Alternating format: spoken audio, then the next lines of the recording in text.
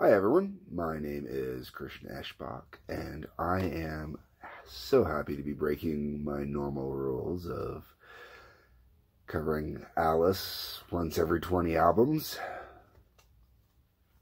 I've got it in my hands finally. If you're one of my regular viewers, you heard the whining and the complaining and the bitching.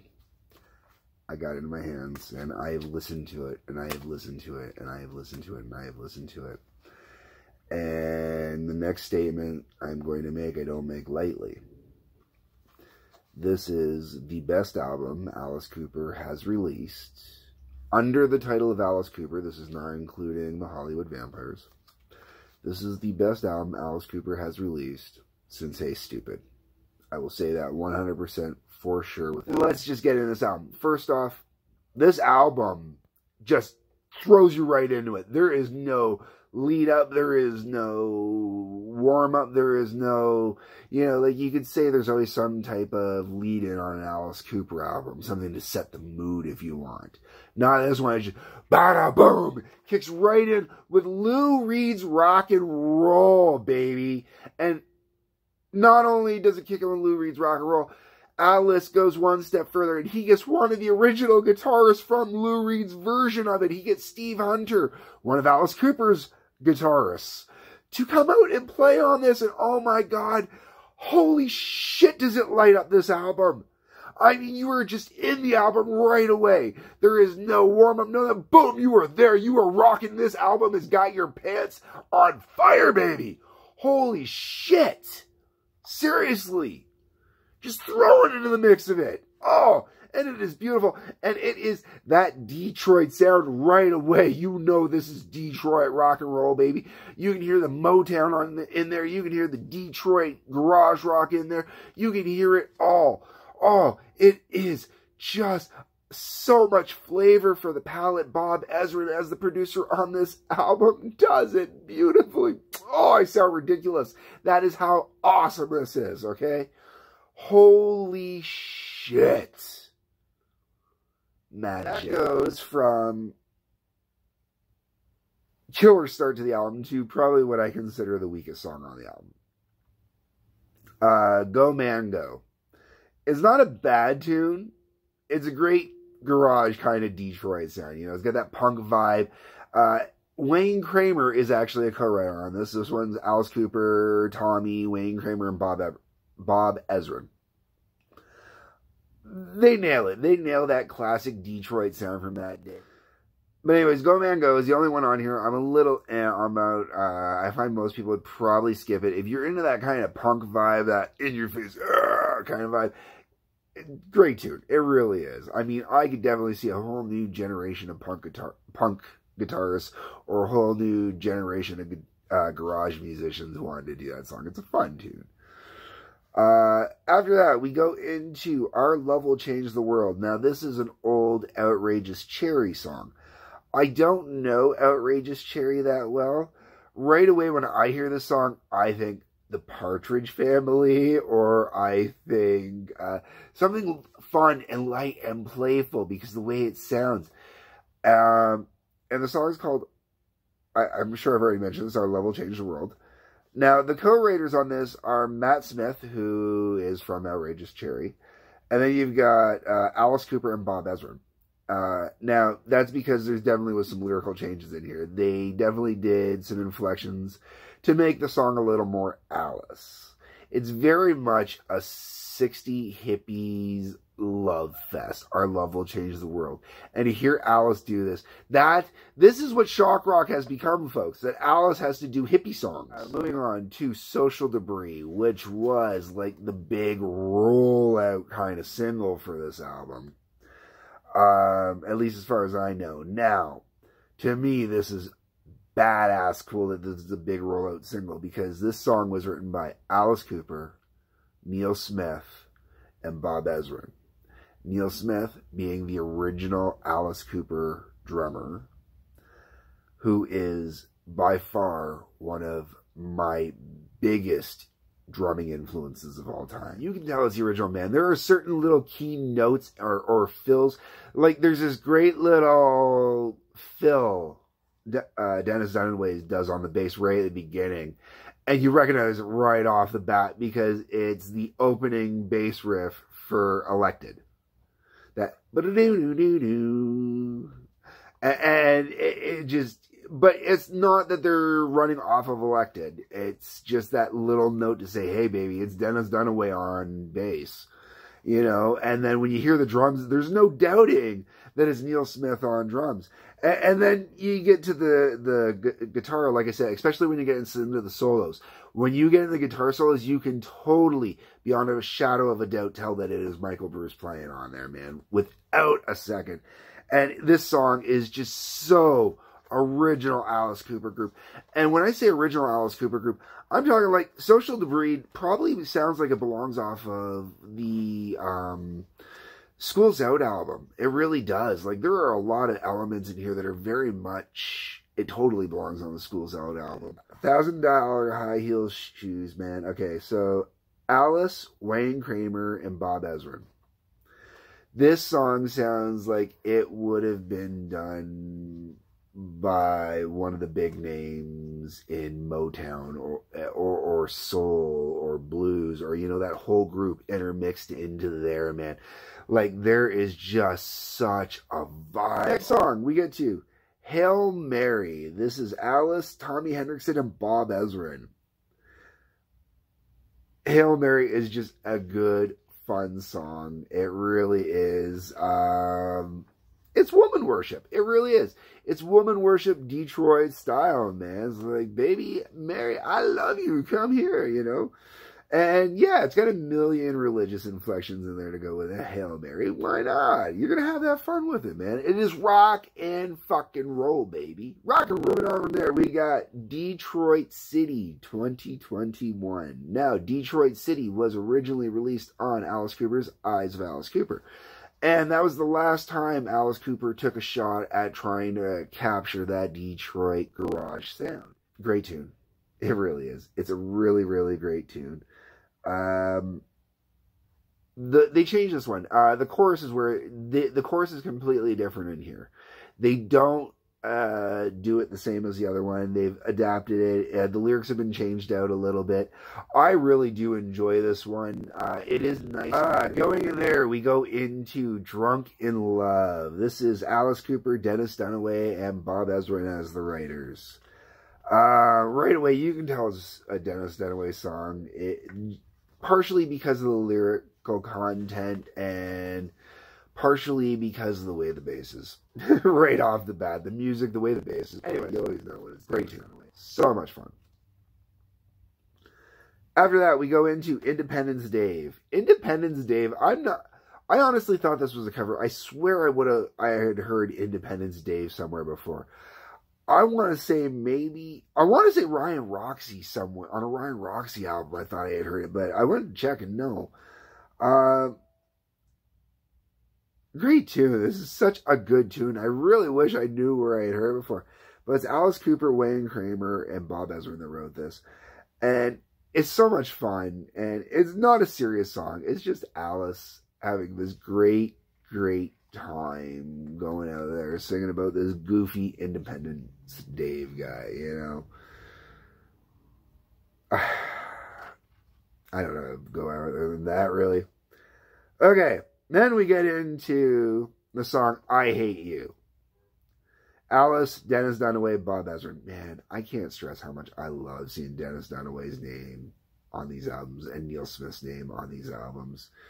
It just, that's my Alice Cooper band, man. The original group. These guys, you know, like, these are the guys I studied and learned and mimicked. And I've covered more of their stuff than anybody else's.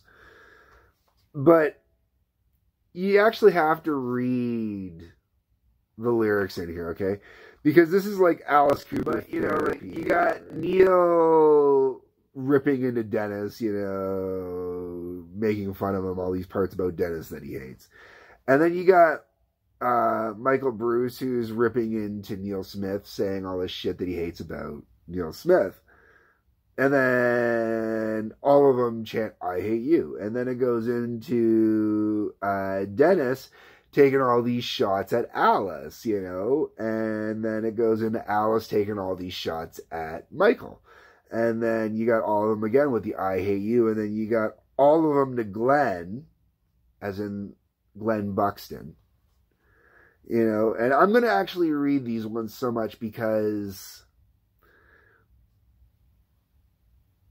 missing Glenn really sucks in a lot of ways. Glenn's failing health was basically the big division at the end with the band. You know, without Glenn, there was never quite the same, right? Because the original band started with Alice, Dennis, and Glenn. And then Michael and Neil came in later. But anyways, so all of them to Glenn. We hate you, we hate your sneer, the cigarettes, the smell of beer, the mutton chops, the switchblade knife, your unapologetic life, but most of all, we're filled with rage at the empty space you left on stage. What a Sid. Wonderful World. This song is, I swear to God, is the most beautiful tongue-in-cheek fuck off to Trump ever. It doesn't necessarily need to be applied to Trump. It really kind of, I could feel a couple other people that it could be applied to. Realistically, I feel that it could be applied to Trump. In the rock and roll world, it could be applied to Gene Simmons. I don't think it is about Gene Simmons. I think it is honestly about Trump. But let me explain why. I think this is about Trump.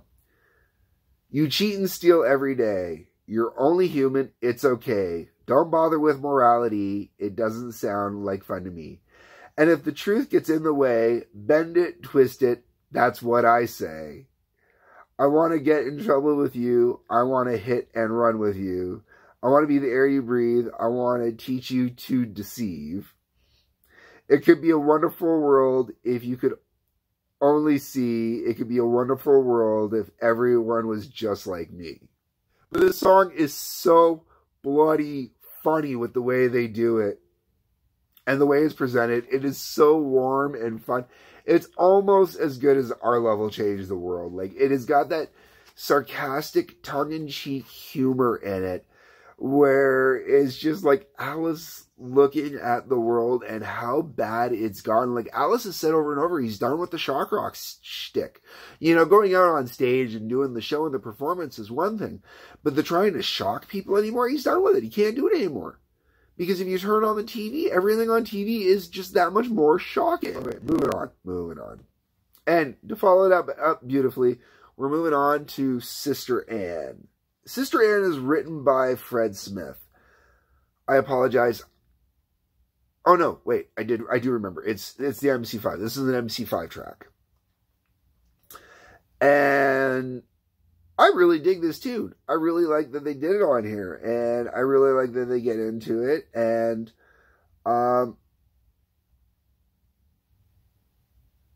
depending on how you feel, it can be both a good song and a bad song. I like how they really get into. Now, I'm assuming Sister Anne was probably a legitimate nun back in the day in Detroit, by the way that they tell this, the song is done, the way the story's told. Maybe it wasn't really a Sister Anne, but, you know, like, the way that the story's told there, I want to believe it was a legitimate person.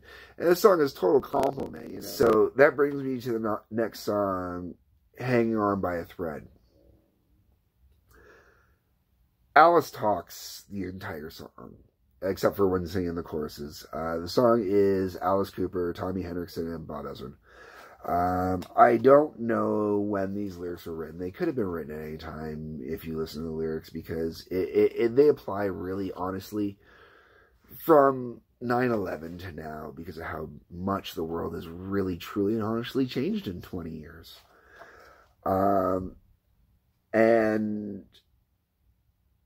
the most important part of this song is at the very end, permanently recorded now, gives the suicide prevention hotline number.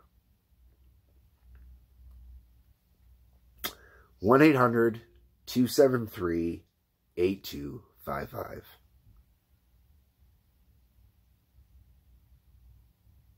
Fighting back up, because right after that, we go into Shut Up and Rock. Okay.